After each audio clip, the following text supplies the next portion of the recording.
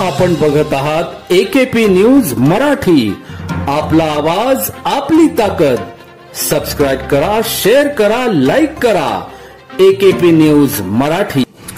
नाशिक शहर police आयुक्तालयातील Mhasrul police Thane हद्दीत रविवार 2 फेब्रुवारी रोजी गोरक्ष नगरमधील दादाजी किसन मोहिते यांचे डॉमिनोज पिझ्झा रेस्टॉरंट असून काही अज्ञात इसमांनी दुपारी 3 वाजेच्या सुमारास पिझ्झा घेण्यासाठी आले असता डिलिव्हरी बॉयने गर्दी असल्याचे सांगत काही मिनिटे थांबा असं सांगितले असता त्याचा राग येऊन रेस्टॉरंटची तोडफोड करत नुकसान करून दहशत माजून तेथून फरार झाले होते. याबाबत म्हसरूळ पोलीस ठाण्यात गुन्हा दाखल होता.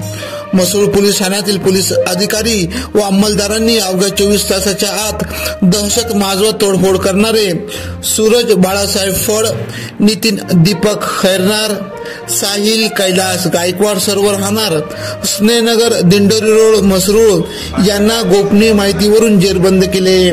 सदरची कामगिरी म्हसरूळ पोलीस ठाण्याचे वरिष्ठ पोलीस निरीक्षक अतुल डहाके, पोलीस उपनिरीक्षक दीपक पटारे, मनोहर श्रीसागर, पोलीस उपनिरीक्षक जोशी, पोलीस हवालदार बाळासाहेब मुर्तडक, सतीश वसावे, प्रशांत वालझाडे, प्रशांत देवरे, गुणवंत गायकवाड, जितू शिंदे, प्रमोद गायकवाड, ज्ञानेश्वर कातकाडे यांनी केली.